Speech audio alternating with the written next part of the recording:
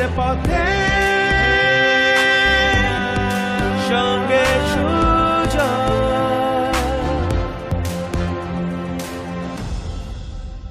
A budget doesn't restrict your life. A budget doesn't restrict your life.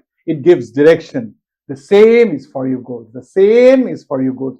নমস্কার, জয়ের পথের সঙ্গে সুজয় আপনাদের স্বাগত। আমি প্রফেসর ডক্টর সুজয় বিশ্বাস এবং জয়ের পথের সঙ্গে সুজয় আজকে দেখতে দেখতে 498 490তম এপিসোড, 490তম সপ্তাহ।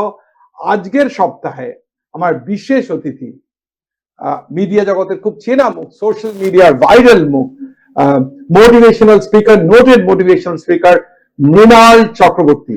Thank you Mrinal babu, thanks for coming to my show. নমস্কার। নমস্কার।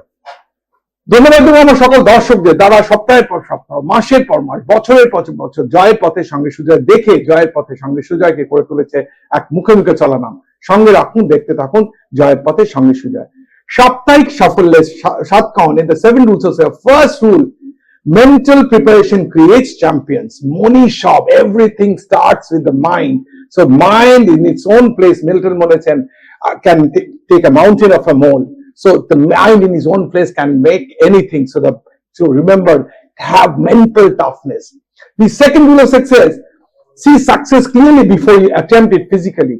আমরা যখন রিসার্চ করতে গেছি, যে রিসার্চ গাইড, পিএইচডি গাইড বলেছেন এমটা দেখতে পাচ্ছ কিনা দেখো, দেন স্টার্ট ওয়ার্কিং। তুমি যদি লক্ষ্যটা যদি ঠিক না থাকে, সিঁড়িগুলো কিন্তু ঠিক উঠবে না। যে সিঁড়িতে ভুল সিঁড়িতে উঠে গেলে ভুল জায়গায় পৌঁছে যাবে।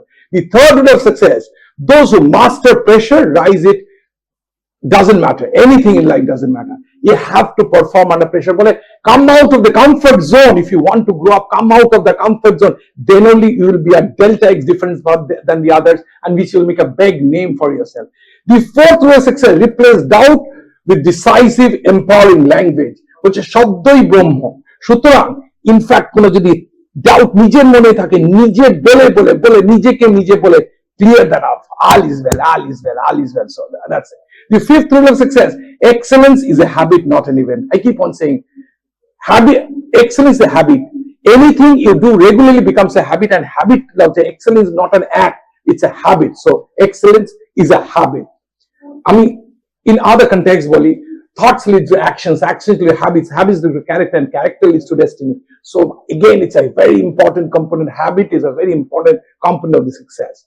The sixth rule of success, the fastest learner after a setback always moves ahead. I keep on defining success is not how we achieve. Success is how many times you get back on your feet while you fail. Shonibar din, late 50s, I was playing a football match and I failed a number of times. সবাই বললো, sir পড়ে গেছেন, লাগেননি তো? Sir কিন্তু অনেকবার পড়ে গেছেন। I said, you didn't say that. I got up at the next moment. I keep myself fit so that I can get up, and that's the same about success. You have to get up and be successful. Sappahik Saffalya, 7th and the last rule. It is deliver under this spotlight. It is delivering under the spotlight when the nation's team or family depends on you. Delivering under the spotlight. যারা খেলছেন, cricket খেলছেন, football খেলছেন, তারা অনেক লক্ষ সামনে আপনি কথা বলছেন। So delivering the right thing, striking the chord with the audience. তাদের মানছে একটা লোকে বলে সোশ্যাল মিডিয়া 75 সেকেন্ডস এর বেশি কনসেন্ট্রেশন থাকে না। সো সেইটাকে ঘন্টার পর ঘন্টা করে, you require some other kinds of stuff within it. Will come to know from Mrinal Chakra how does he do that. চলে আসবো প্রশ্ন উত্তরে। তার আগে অতিথি সম্পর্কে 2-4 কথা, তার কারণ জয়ের পথের সঙ্গে সুজয় করে তার সফল অতিথিদের সাফল্যের ডকুমেন্টেশন। আমার আজকের অতিথি Mrinal Chakraborty, renowned Indian sports mental toughness coach, NLP master practitioner, and a hypnotherapist based out in Kolkata. He has over a decade of experience working with elite athletes, including Indian hockey, archery, and table tennis teams, and is associated with the Tata Sports Academy. He is also a former hockey player. His key achievement and expertise includes mental toughness coach, works with national teams for major events like the Commonwealth Games, Asian Games, and Olympics. His expertise includes specialization in mental toughness training, neuro-linguistic programming or NLP, and hypnotherapy to enhance athletic performance. His recognitions include Indian first recipient of the 10th Primo International Award. His accreditation includes certified timeline therapist and chartered member of CIPD UK and associate member of American Psychological Association. His professional background, his sports experience include played hockey for Railways and Kolkata Port from 1987 to 2008, affiliations associated with American Psychological Association, European Federation of Sports Psychology, and content creation includes shares motivational content focused on visualization and mental fitness. আপনারা নিশ্চয়ই দেখে থাকবেন, আমি যখন দেখেছি আপনারা তো দেখেই থাকবেন। মৃণাল বাবু, আপনাকে একটু অন্য রকমের প্রশ্ন দিয়ে শুরু করি। Are you born and brought up in Calcutta? কিছুটা বলা যেতে পারে গ্রেটার ক্যালকাটা। গ্রেটার ক্যালকাটা। আমি জন্মেছি চুচুড়াতে। চুচুড়াতে। আর বাবা যেহেতু টেকনোইন্ডের মানে বেস্ট প্লেস। এবং বাবা যেহেতু রেলওয়েতে সার্ভিস করতেন, তো আমি বড় হয়েছি নৈহাটি এবং কাঁচরাপাড়া। ও নৈহাটি, কাঁচরাপাড়া। তো কাঁচরাপাড়া হার্নেট হাই স্কুলে পড়া, সেখান থেকে হকি খেলা, দেন হকি খেলার পর ক্যালকাটা যে স্পোর্টস অথরিটি অফ ইন্ডিয়া আছে, দেন ক্যালকাটাতে সিটি কলেজ নর্থ। আচ্ছা। এন্ড দেন চাকরির সুবাদে, খেলার সুবাদে রেলওয়েজ খেলা, রেলওয়েজের হকি খেলার জন্য স্পোর্টস কোটায় যে রিক্রুটমেন্ট হয়, এন্ড দেন আমার লিগামেন্ট ইনজিওর্ড হয়।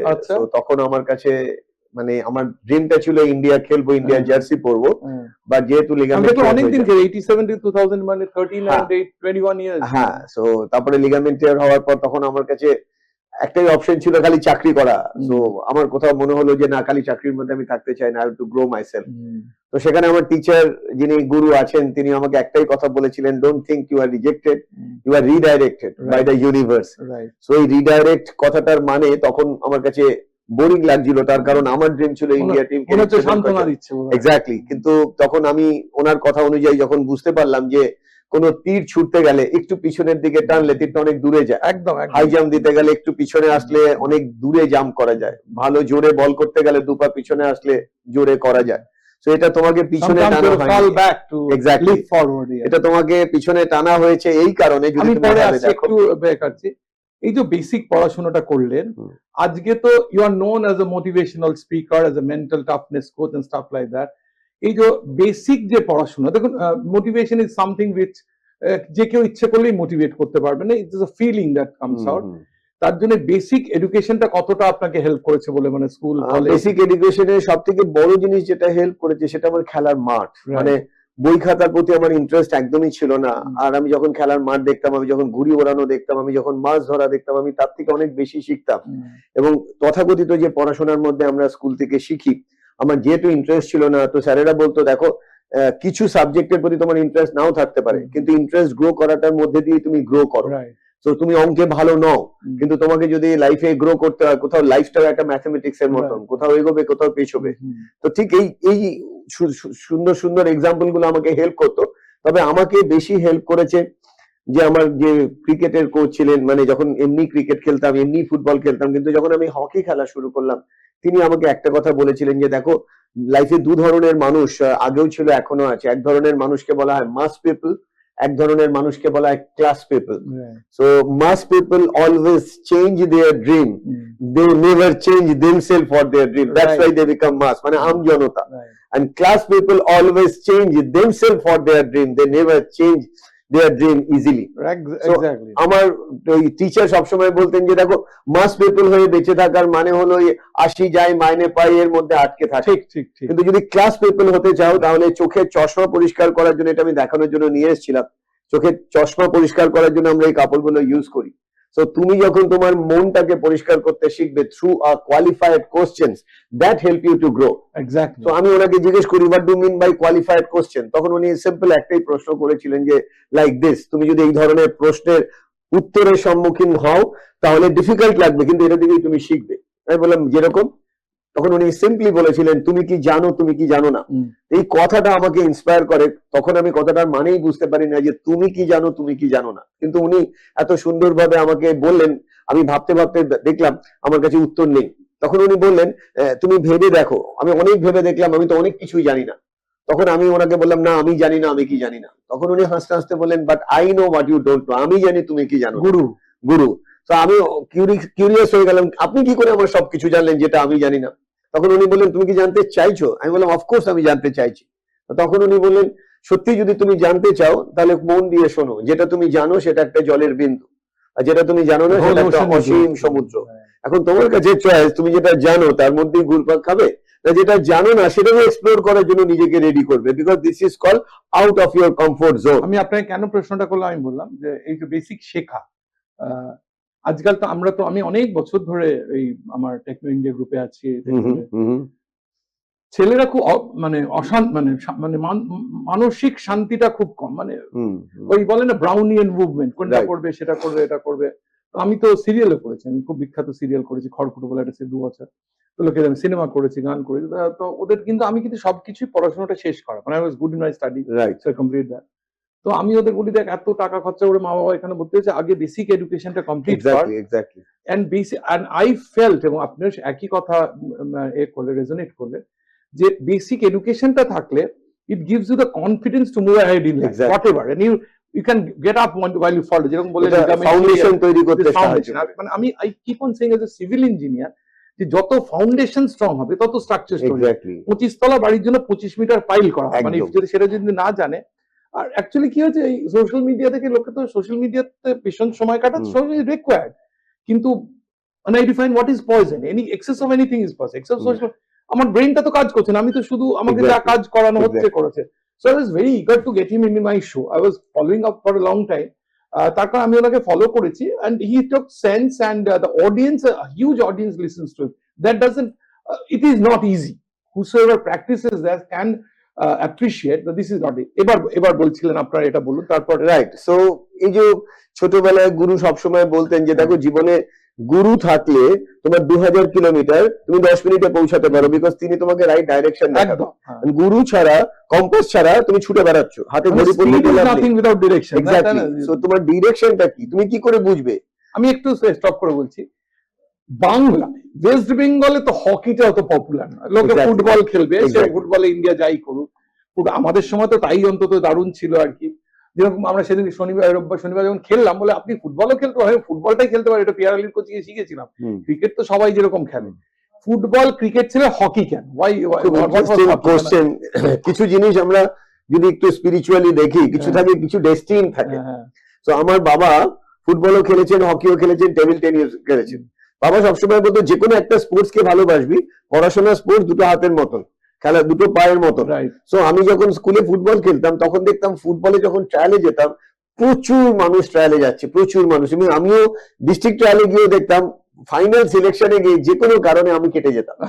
ভাইরাস যখন হকি শুরু হলো, আমি দেখলাম কম্পিটিশন কম। সব থেকে বড় ইন্টারেস্টিং পয়েন্ট, হকি স্টিকটা আমাকে খুব অ্যাট্রাক্ট করতো।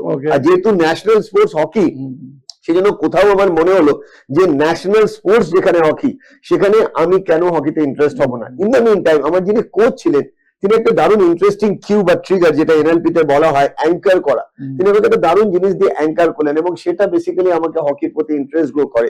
যে উনি বললেন, তুমি কি জানো তোমার নামের মানে? আমি বললাম না।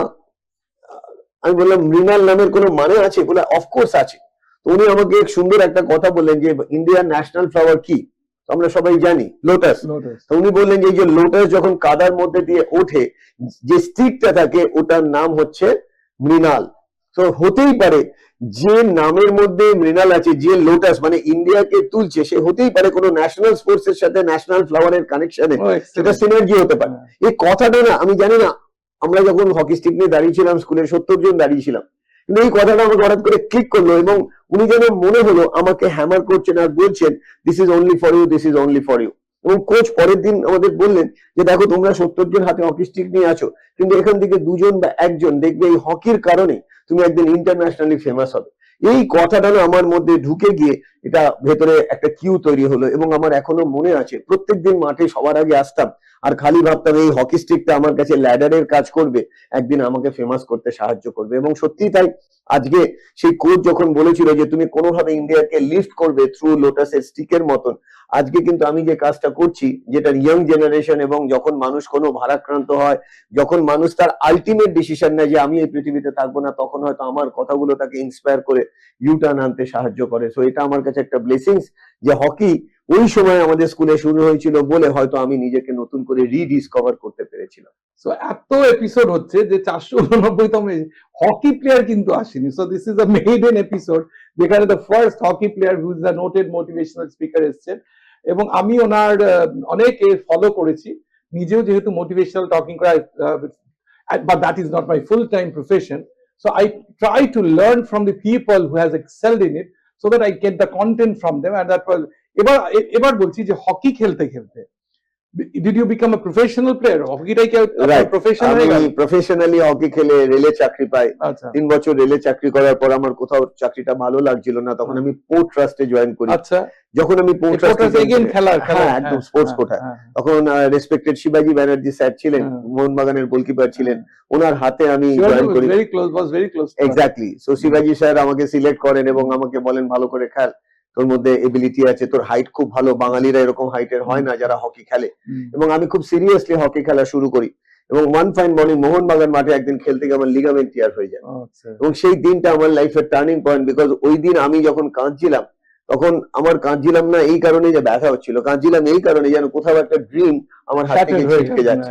কিন্তু আমার গুরু এসে এক্স্যাক্টলি আমার গুরু এসে একটাই কথা বলেছে যে don't worry, something good is waiting for you, you are not rejected, you are redirected. ওই কথাটা আমাকে মোটিভেট করে যে আরেকবার very big statement, you are not rejected, you are redirected. এই শোটা করাই হয়েছিল to motivate people and motivational. So I'm just quoting, not rejected, but I do not say this. I'll start using that, taking his name. But this is a very important statement which will strike you right over here. Right, তখন উনি আমাকে বলেন একটা উপায় আছে আবার নতুন করে দেশের হয়ে সার্ভ করার। আমি বললাম সেটা কি?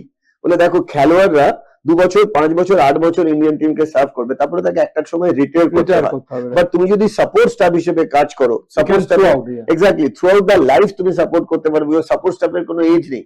And being a player, you know the psyche of the player also. That's an addition, because you know functional stuff what I have. Exactly. It's not a goal motivation যে একটা Exactly. Like যেরকম with all due respect to all the psychologists, যারা বই পড়ে psychology পড়াশোনা করে PhD করে বা পোস্টডকও করে, তারা যদি খেলাধুলার ফিল্ডে না হয়, তাহলে খেলাধুলার এক্স্যাক্টলি যে ভেতরে যে হার্টবিট মিস্টেক হচ্ছে বা হঠাৎ করে প্যানিক, হঠাৎ করে প্রেসার, বা ওই প্যানিক আর প্রেসারকে কি করে ম্যাচ টেম্পারমেন্ট দিয়ে জিনিসটাকে বার করা, সেটা আমি নিজে ফেস করেছি বলে অনেক তাড়াতাড়ি রিলেট করতে পারতাম। এবং উনি আমাকে একটা কথা বলেছিলেন যে দেখো লাইফটাও কিন্তু একটা খেলা, লাইফটাও কিন্তু খেলার মতন, কখনো তুমি জিতবে ফর আমজনতা, কখনো তুমি হারবে, বাট আমার ভাষায় কখনো তুমি জিতবে আর সব সময় তুমি শিখবে। You learn every time, you always learn, but sometime you win, so never think you lose. এই ছোট ছোট কথাগুলো আমাকে গুজবাম্প ফিলিংস দিত এবং আমাকে ট্রিগার করতো। When you decided যে see you're a player, you're a professional player working in a company, so your two ends meet were secured. যেখানে চাকরি সব সিকিউর ছিল। তো কমফর্ট জোনে থাকলে যে চাকরিটা আমার হলো না, আপনি you are not responsible, ligament tear, company is good, 10টা চাকরিও করতে পারতেন। What triggered you যে আমি এমন একটা কাজ করব যে I'll travel to different places, I'll keep on motivating? Exactly. এই রিডাইরেকশনটা তো উনি তো বললেন যে বলা translate into action is different. So when that triggered যে না I'm going to do, because the initial steps are never easy. No. Initial steps are never easy. No one is going to give you a pat on your back right in the first time or the first year. So when did it take যে না আমি এইটাই করব? এটা পিছনে একটা খুব বড় ইন্টারেস্টিং পয়েন্ট ছিল। যখন আমি প্র্যাকটিস করতাম, যখন ইন্ডিয়া খেলিনি, তখন গুরু বলতেন remember about the vision board, যেটা ল অফ অ্যাট্রাকশনে বলা হয়। ভিশন বোর্ড মানে তুমি যেটা হতে চাও সেটা ছবি তৈরি করো। সো আমি বিভিন্ন ইন্ডিয়ান প্লেয়ারের ছবি লাগিয়ে পিছনে ইন্ডিয়া লিখে আর নিজের ছবিটা ওর মধ্যে লাগিয়ে ওই ইন্ডিয়াটা লিখে রাখতাম আর ভিজুয়ালাইজ করতাম আমি ইন্ডিয়া খেলবো। তো যখন আমার লিগামেন্ট, আমি ওই ছবিটা দেখি, যখন আমি বলি, তখন আমাকে গুরু বলেন there are two option, তুমি স্পোর্টস নিউট্রিশন নিয়ে পড়াশোনা করতে পারো, স্পোর্টস সাইকোলজি মাইন্ডসেট নিয়ে পড়াশোনা করতে পারো, মেন্টাল টাফনেস, অর এলস তুমি স্ট্রেংথ এন্ড কন্ডিশনিং নিয়ে পড়াশোনা করতে পারো। যেহেতু মোটিভেশন এন্ড স্পিরিচুয়ালিটির উপর আমার ইন্টারেস্ট ছিল ছোটবেলা থেকে, সো আমি ডিসাইড করি আমি মোটিভেশন, এবং ওনার গাইডলাইনে আমি ডিসাইড করে আমি ইউকে যাব, যেটা আমার কাছে বেশ টাফ ছিল।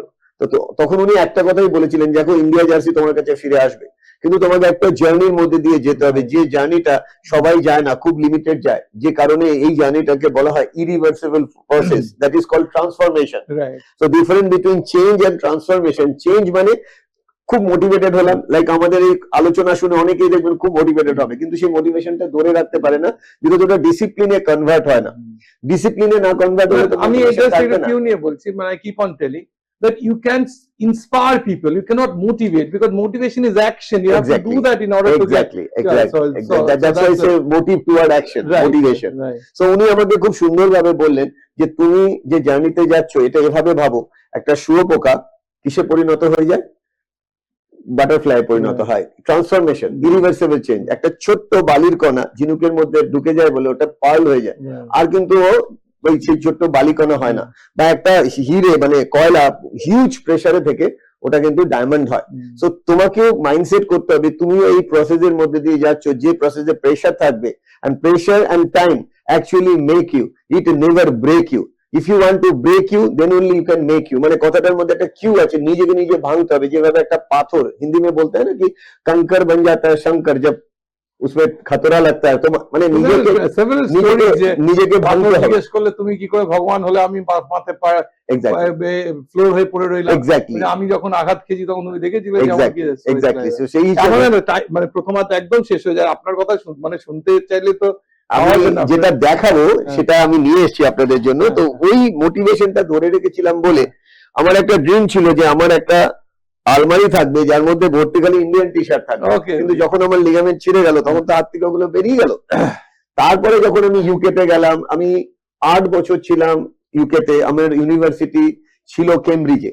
তো কেমব্রিজে বিভিন্ন জায়গায় বিভিন্ন ধরনের নেটওয়ার্কিং মিটিং হতো, আর সেখানে সমস্ত বড় বড় নোবেল লরিয়েটরা আসতো। তাদের কথা শুনে আমি আরো ইন্সপায়ার্ড হই এবং স্বপ্নটাকে এখানে ভিজুয়ালাইজ করার সাথে অ্যাকচুয়ালাইজ করি, যে কারণে আজকে যখন ইন্ডিয়ান টিমের সাথে আমি এরকম জার্সি পরে দাঁড়াই, আর যখন ন্যাশনাল অ্যান্থম বাজে কতটা ভালো লাগে। তো আজকে with all the respect to everyone, আজকে আমার কাছে এরকম 2000 ইন্ডিয়ান টি শার্ট আছে। এটা আমার ড্রিম ছিল, একটা আলমারি থাকবে যেখানে সব আলমারিতে ভর্তি থাকবে Olympic T shirt as well as Asian games T shirt. এবং আজকে আমার ভালো লাগে, এবছর আপনি নিশ্চয়ই জানবেন অর্জুন অ্যাওয়ার্ড দেওয়া হয় প্লেয়ারদের। সেই অর্জুন অ্যাওয়ার্ডে 3 জন যে অ্যাওয়ার্ডি সে আমার স্টুডেন্ট। একটু মেহুলি শুটিং এ সে আমার স্টুডেন্ট, ছোটবেলা থেকে মেহুলিকে আমি ক্লাস করেছি। সুতীর্থা টেবিল টেনিস সে আমার স্টুডেন্ট। প্রণতি নায়ক জিমন্যাস্টিক সে অলসো আমার স্টুডেন্ট। মানে এই যে 3 জন বাঙালি এবার অর্জুন অ্যাওয়ার্ড পেয়েছে, আই এম সো লাকি। আমার ভালো লাগে, তো লাক বলে কিছু নেই, অবশ্যই হার্ডওয়ার্ক, ওরা হার্ডওয়ার্ক করেছে। আর কোথাও একটা ভায়োলের মতন, এই আইউ এর মতন আমি ওদেরকে হয়তো তাদের ওই ব্রিজ দ্য গ্যাপ, যে গ্যাপ গুলো ছিল সেই গ্যাপ গুলোকে কানেক্ট করার চেষ্টা করেছি। সো আমার গুরু আমাকে রিকানেক্ট করিয়েছে, তার জন্য আজকে আমার এই 8 বছরের কেমব্রিজে থাকা এবং ফিরে এসে শুরু তো করেছিলাম স্পোর্টস নিয়ে, এখন সব ধরনের মানুষ আসে। আমি টেকনোতেও আপনি জানেন আমি বহুবার গেছি। নট অনলি দ্যাট, আমাকে এই আজকেও আমি এসছি সেন্ট জোসেফ বলে চন্দননগর একটা স্কুলে ক্লাস করিয়েছি। পরশুদিন রামকৃষ্ণ মিশনের ক্লাস ছিল, আপনি জানেন বেলুর মঠে ক্লাস হয়, যে ক্লাসের নাম ট্রেন দ্য ট্রেনার। যে ট্রেনিংটা আমাকে মহারাজ করাতে বলেছেন যে তুমি একা কত মানুষকে মোটিভেট করবে, কত ইন্সপায়ার করবে। So we need millions of people like you, তাহলে তাদেরকে আমরা তৈরি করতে পারবো। সো আমি কালকে একটা ক্লাস করিয়েছি যেখানে মোর দ্যান 100 প্রফেশনাল ছিলেন যারা 6 মাস ধরে এই কোর্সটা করেছেন, এবং রামকৃষ্ণ মিশন থেকে প্রত্যেক 6 মাসে এই ট্রেন দ্য ট্রেনার কোর্স করানো হয়। সো আমি যেখানেই যাই আমার উদ্দেশ্য থাকে একটাই, যে আমার ভেতরে যে ইন্সপিরেশন, আমার ভেতরে যে মানে আগুন, সেই আগুনটা মোমবাতির মতন আরেকটা মোমবাতিকে ধরিয়ে দেওয়া। একদম প্রথমার্ধ একদম শেষে চলে এসেছি। আমি একটা প্রশ্ন সবসময় করে বিশ্বাস করি, I keep on saying moments make a life. মুহূর্তই জীবন তৈরি করে, যে মুহূর্তে চলে গেছে সেই মতো মুকেশ আম্বানিও ফেরত পাবে না, যত টাকাই পাবো যেখানেই থাকবে। So you have done a lot too. আমরা ঈশ্বর কাছে প্রার্থনা করি আপনার আগামী জীবন প্রফেশনাল পার্সোনালি ভালো থাকুক। But any moment till date with like to cherish for the rest of your life, any moment? হ্যাঁ, আমার সবথেকে বড় মোমেন্ট, যেরকম আমি যখন সবার জন্য কাজ করছি, একদিন আমার মেয়ে, আমরা ছাদে দাঁড়িয়ে না গেম খেলতাম। কি গেম? প্লেন দেখার গেম। আমি বলতাম তুই যা দেখছিস আমি তো দেখছি, তখন ও খুঁজে বেড়াতো প্লেন, আমিও খুঁজে বেড়াতাম। এবং ছোটবেলা থেকে ও বলতো তুমি এত ট্রাভেল করো, আমি তোমার মতন এরকম প্লেনে কবে ঘুরে বেড়াবো। তো তখন আমি বলেছিলাম dream big, think big, act big, and that should be a vision. So ছোটবেলা থেকেই বলতো আমি ক্যান্সার নিয়ে রিসার্চ করবো। সব থেকে বড় ইন্টারেস্টিং পয়েন্ট, এই ক্যান্সার নিয়ে রিসার্চ করা নিয়ে ও যখন বি ফার্ম পড়ছে, হঠাৎ করে একদিন ফোন করে বললো যে বাবা তুমি তো সবাইকে স্বপ্ন দেখাও বিদেশে যাওয়ার, তো আমি ধরো আজকেই স্বপ্ন দেখে আমি কি করে যাবো?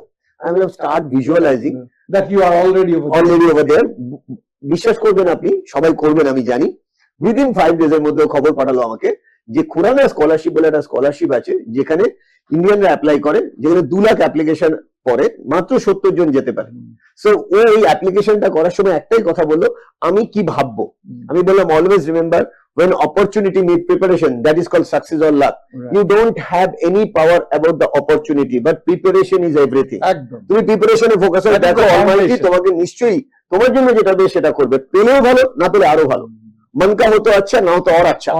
এই কথাটার উপর একদম এই কথাটার উপর বেস করে ও সেটা ফলো করে এবং ও পার্ডিউতে যায়। পার্ডিউ ইন্ডিয়ানা পলিসের কাছে, শিকাগোর কাছে একটি ইউনিভার্সিটি, হ্যাঁ, ও ওখানে প্রায় 3 মাস থাকে, স্কলারশিপ পায়। মজার কথা হলো ও ওখানেই ডিসাইড করে আসে যে নেক্সট টাইম তোমাদেরকে এখানে নিয়ে আসবো, পিএইচডির সময় আমরা একসাথে পার্ডিউ এর গেটের সামনে ড্যাড, মম এবং মিজু বলে আমরা গেঞ্জি দিয়ে ছবি তুলবো। এবং ফিরে আসার পর ও আইআইটি তে চান্স পায়, আইআইটি রোপার, যেটা পাঞ্জাবে আছে। ও এখন ওখানে ক্যান্সার নিয়ে রিসার্চ করছে, কিন্তু দিন রাত ও ভিজুয়ালাইজ করেছে যে আমি পার্ডিউতে পিএইচডি করবো। এবং জাস্ট 4 দিন আগে ওর কাছ থেকে পার্ডিউ থেকে অফার এসছে, ও যাচ্ছে পার্ডিউতে জুলাই মাসে ফর হার পিএইচডি। এটা একটা আমার লাইফের চ্যারিশ মোমেন্ট, যে আমি সারা পৃথিবীর মানুষের জন্য করি।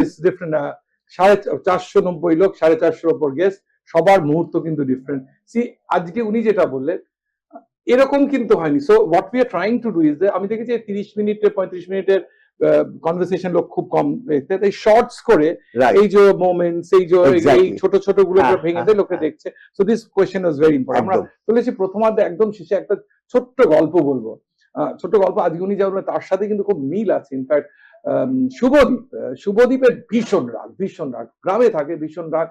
তার রাগে সবাই তটস্থ থাকে, পছন্দও করে না। তো শুভদীপ চাষবাসও করে, বাবাকে হেল্প করে চাষবাস করছে।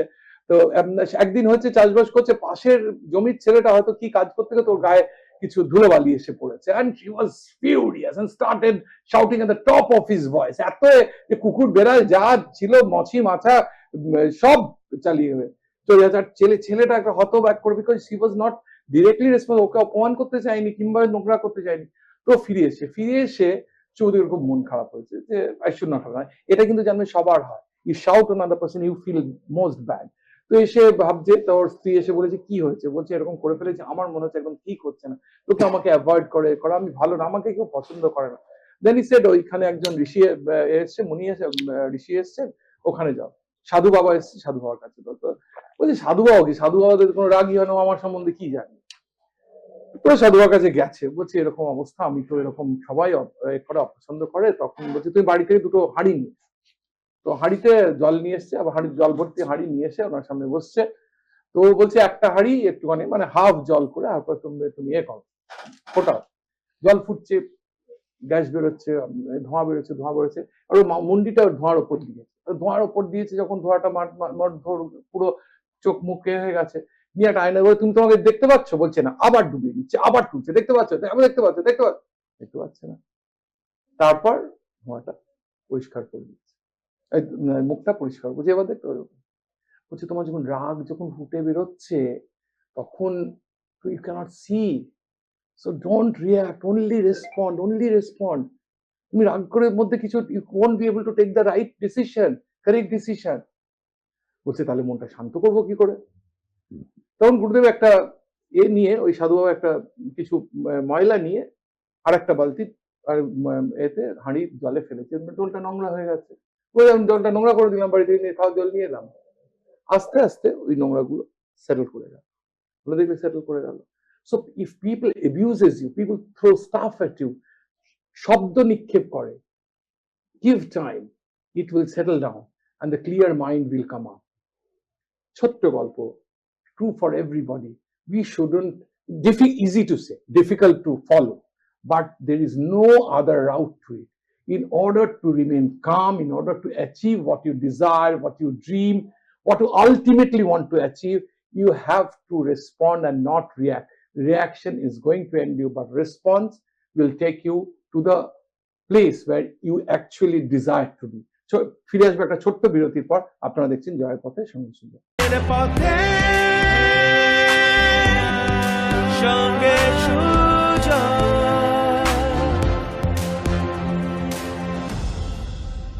ফিরে এলাম বিরতির পর। আপনারা দেখছেন জয়ের পথে সঙ্গে সুজা। আজকে জয়ের পথে সঙ্গে সুজা 490তম এপিসোড, 490তম সপ্তাহ। আজকে সপ্তাহে যারা প্রথম থেকে দেখেননি তাদের জন্য বলছি, আমার স্পিকার আজকে আমার অতিথি, বিশেষ অতিথি, 490 noted motivational speaker, a speaker of national motivational speaker, who has shown his Indian jerseys, and he possesses more than 1000 of them. Mrinal Chakraborty. Mrinal, আপনাকে তো লোকে এখন মোটিভেশনাল স্পিকার হিসেবে চেনে, বাকি যেগুলো সেগুলো খুবই, কিন্তু you are known over the socially as a motivational speaker.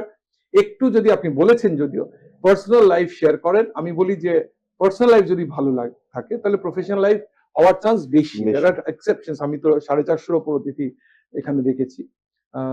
কয়েকজন এক্সেপশন আছে, কিন্তু মোস্টলি কিন্তু বাড়িটা ঠিক থাকলে বাকি বাইরেটাও থেকে একটু ঠিক। স্ত্রী মেয়ে একটু করেছে, একটু ডিটেল যে স্ত্রী মেয়ে মা বাবার কথা সবই বলেছেন, একটু যদি অ্যাড করে, because it's Definitely, part of definitely. মাই।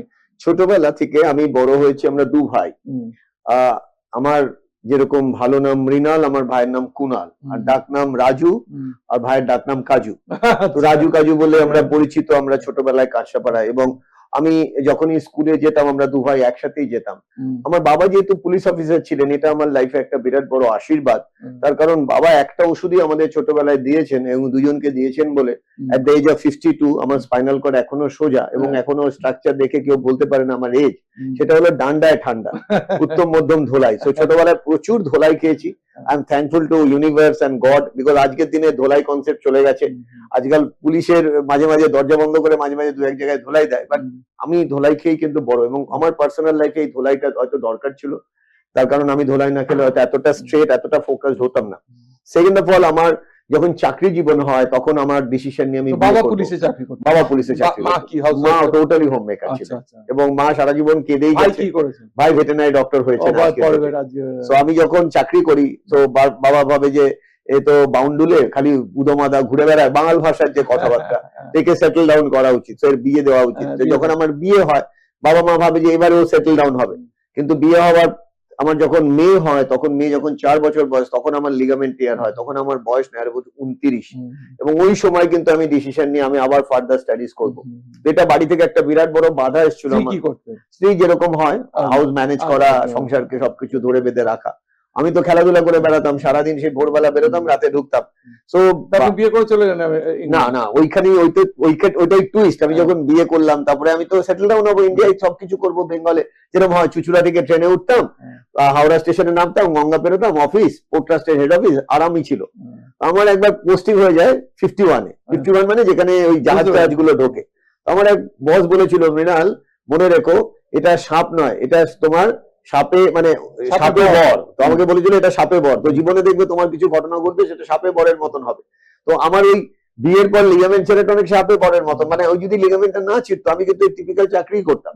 কিন্তু যখন আমি ডিসিশন নিলাম আমি বিদেশে পড়বো, প্রথম বাধা আসে আমার ওয়াইফের কাছ থেকে। তিনি বলেন যেটা তুমি ঠিক করছো না, বিকজ তোমার চাকরি থেকে তো এরকম ডিসিশন, আর তুমি এখন এইসব করলে আমরা কোথায় যাবো? সরকারি চাকরি, তাও আর পেনশন পাবে না। বাবা রীতিমতো ঝামেলা করে একটা ক্যালকুলেশন করা শুরু করলো যে দেখ তুই আর 4 বছর যদি চাকরি করিস তারপরে পড়াশোনা কর, তাহলে তুই এত টাকা পাবি, এত টাকা দিয়ে এত টাকা করবি, সারা জীবন পেনশন পাবি। সে এত বড় কোটি টাকার হিসেব দেখালো। আমি বললাম ওই কোটি টাকাটা ইম্পর্টেন্ট, কিন্তু এই মোমেন্টটা আমার কাছে ইম্পর্টেন্ট, যেটা লাকিলি বলবো না, ইউনিভার্সের আশীর্বাদে আমি সেদিন জানতে পেরেছিলাম জাপানিজ একটা টার্ম আছে ইচিগো ইচি।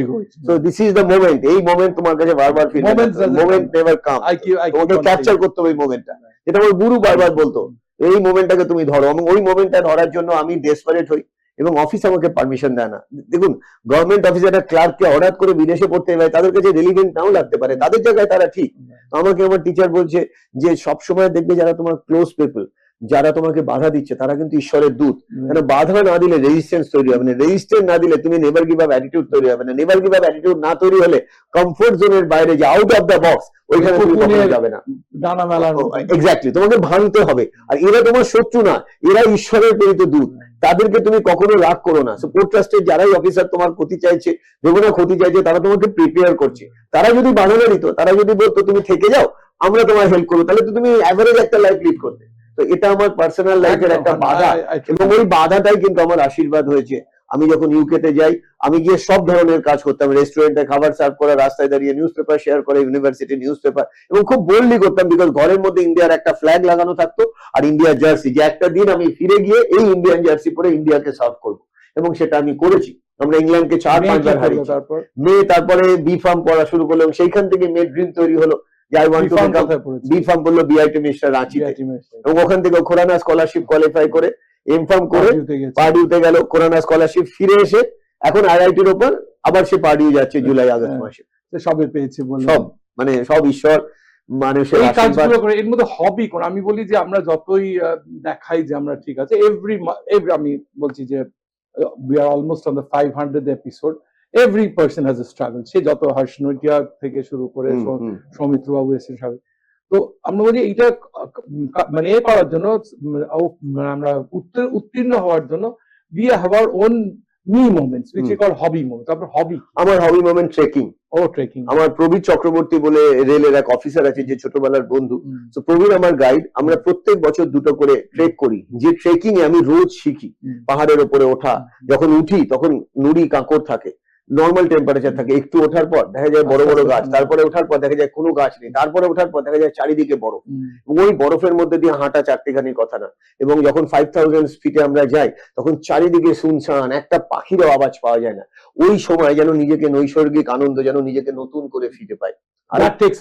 একদম একদম। এবং তখন আমার মনে হয় আমি যখন ফিরে যাব আমার এই লার্নিং গুলো আমি ছড়িয়ে দেবো আমার যত কাছের মানুষ আছে, এবং তাদের হয়তো এই ছোট ছোট লার্নিং গুলো হেল্প করবে। আমার বিভিন্ন গেস্ট এসছে, বিভিন্ন প্রশ্ন করি, মানে আমার স্ট্রাকচার প্রশ্ন বলে আপনাকে একটু অন্য রকমের প্রশ্ন করবো, আপনাকে একটু অন্য প্রশ্ন করবো, তার কারণে এই প্রশ্নটা আমাকেও হন্ট করে, আমিও চেষ্টা করি উত্তর দিতে। I also want to know the answer from you. ছেলে মেয়ে, জেনারেল ছেলে মেয়েরা ভেরি লেস কনসেন্ট্রেশন, মানে কনসেন্ট্রেশন অনেক কমে গেছে। এমনি তো রেসপেক্ট তো comes from the ecosystem environment, family থেকেও আসে, কিন্তু এমনি জেনারেল কনসেন্ট্রেশন খুব কম। Maybe social media is one of the reasons. Class করে ভালো ভালো জায়গা, ক্লাস হচ্ছে না। It's not a with Techno India or IIM or Jadavpur, মানে অল থ্রু ক্লাস খুব কম হচ্ছে। কিন্তু আমার মনে হয় ক্লাস করাটা খুব দরকার। তার কারণ হচ্ছে ফিজিক্যাল ক্লাস যদি দরকার না হতো তাহলে করোনার পরে কোনো স্কুল কলেজই খুলতো না। I want to address my viewers, a large portion of the students. Some people say 18 বছর আমি টেকনো ইন্ডিয়াতে সাউথ পয়েন্টে বলছি, the school colleges humongous number of alumni, humongous number of people. I give you 5 minutes because always just to motivate them, that so that at least they become academically solid, the foundations become solid, so that they can want to pursue anything else in the world. How the discipline, and you talk on whatever way you can, but I want you to motivate them on this, to have concentration, to have focus, to be disciplined, to listen to the faculties. Faculties সবাই একরকম হবে না, সবাই দারুণ পড়াতে পারবে না, but they have their knowledge. আজকে AICTE UGC যারা পড়াতে আসছে, they have certain qualifications which are mandatory and which from the best of the place. একটু I give you 5 minutes on that. Thank you. And I'll call you back after 5. একদম definitely. আমি দুটো গল্প বলবো, সেই গল্পের অনেক রকম ইনার মিনিং থাকবে।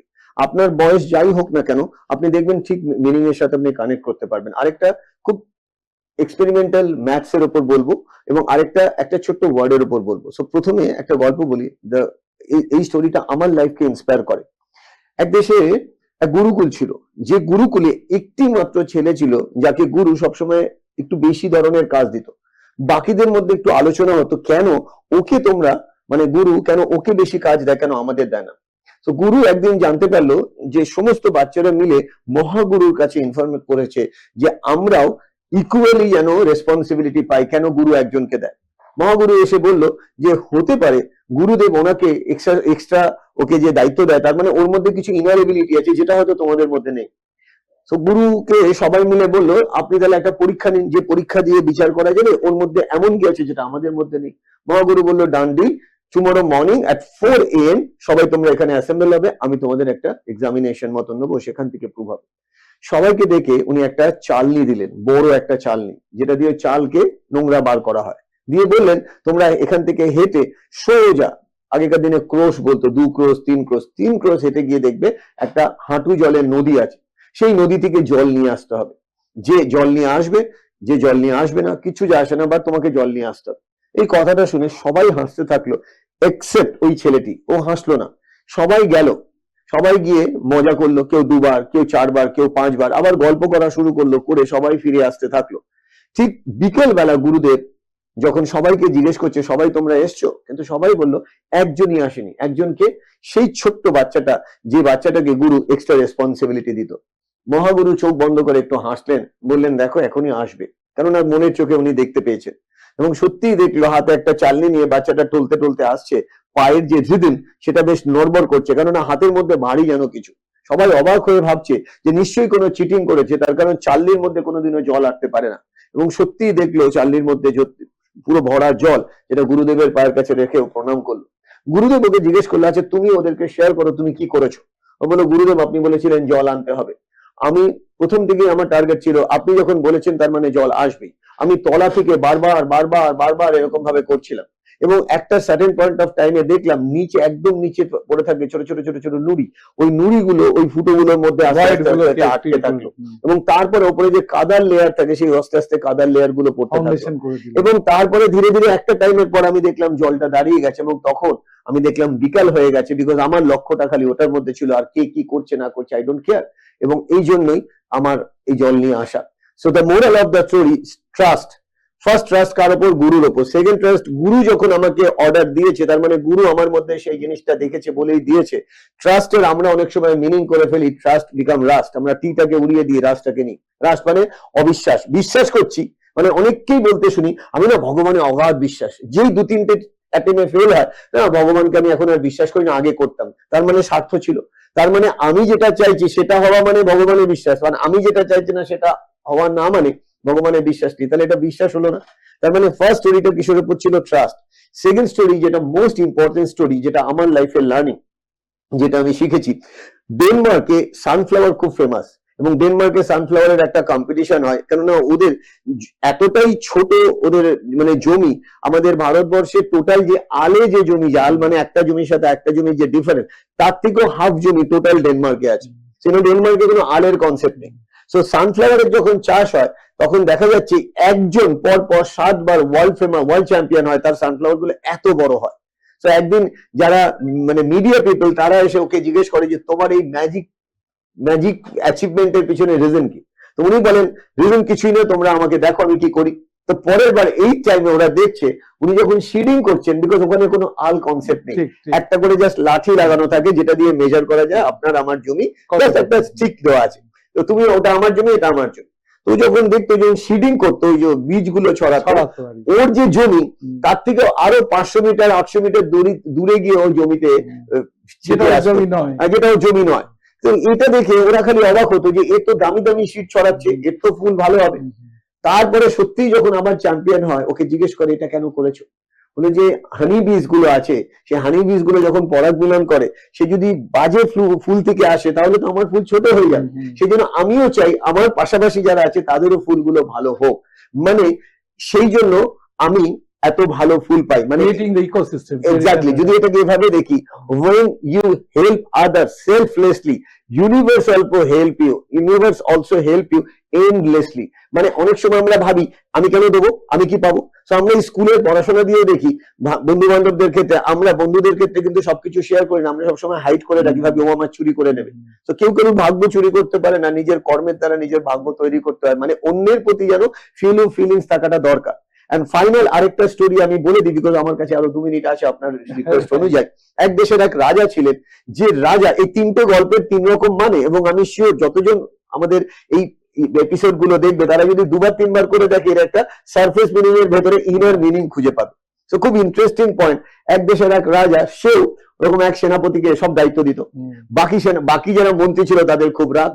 তো রাজা বললো আমরাও, মানে যারা অ্যান্টি গ্রুপ, বললো আমাদেরও এক মন্ত্রী আছে, তুমি দুজনের পরীক্ষা নাও, যে ভালো হবে সে।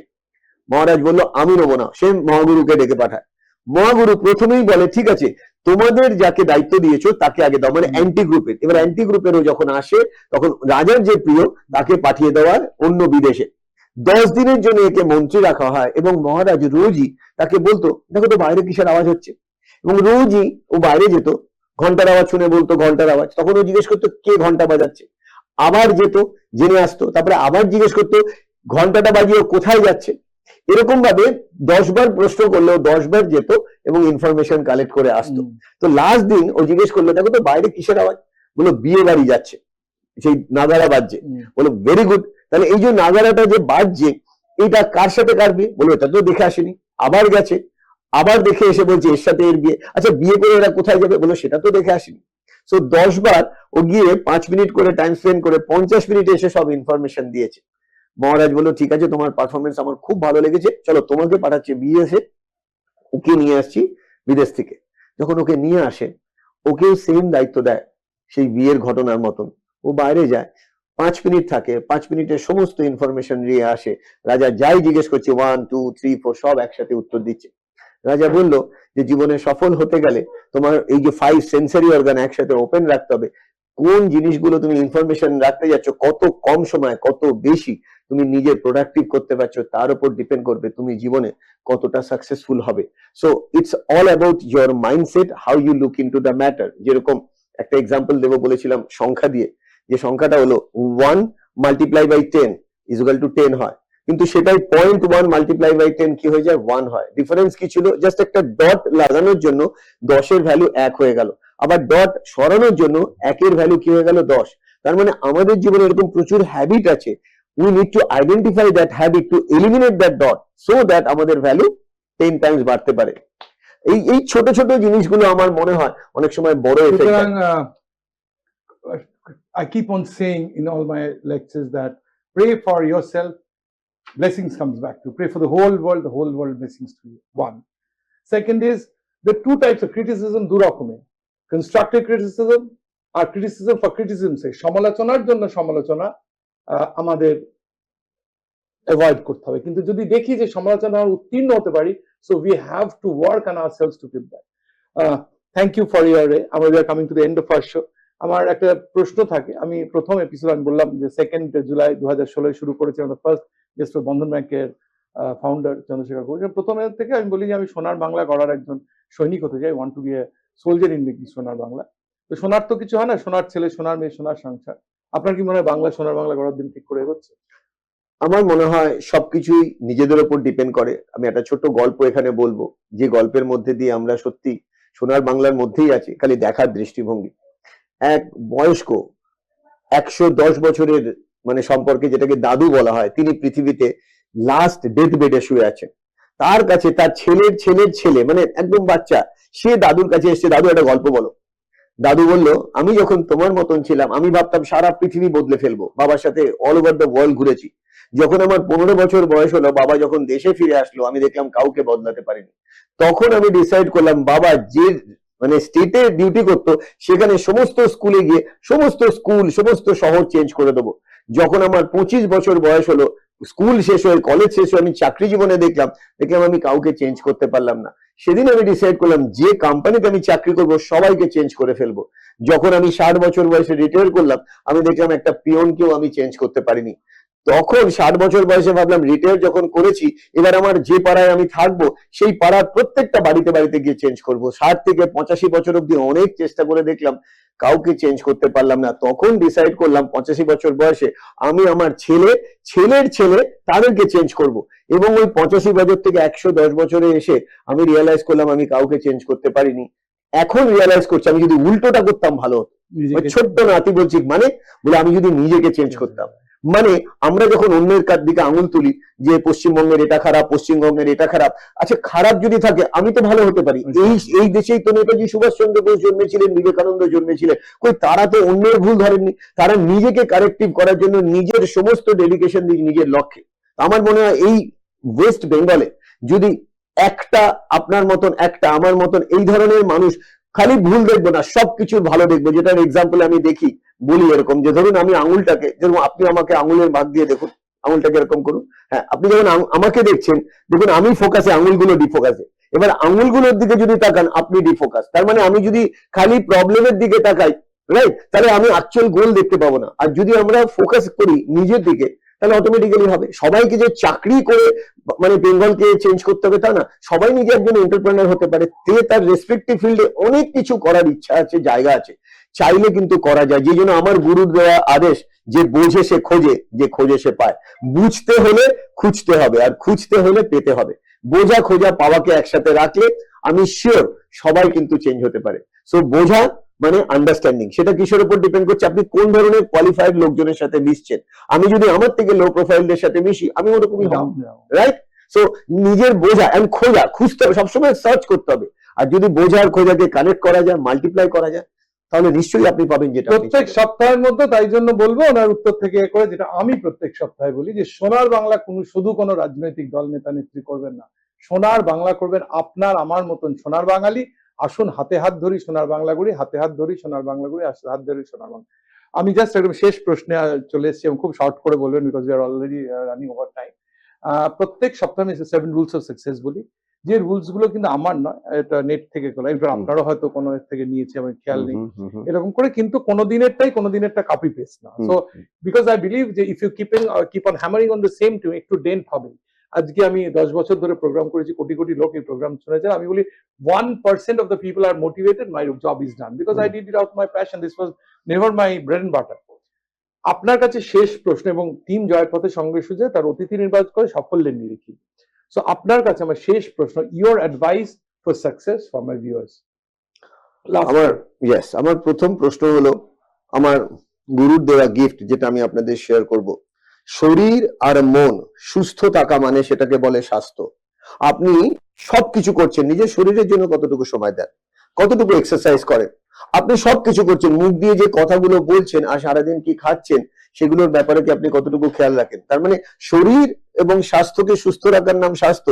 তাহলে শরীরের যত্ন নেওয়ার জন্য রেগুলার মিনিমাম একটা এক্সারসাইজ, 10-15 মিনিটে stretching and mobility and strength, যেটাকে আমার ভাষায় বলি SMS, এটা করলে কি হচ্ছে, আপনার এটা এই যে ফিজিওলজি অ্যান্ড সাইকোলজির একটা বন্ডিং তৈরি হচ্ছে।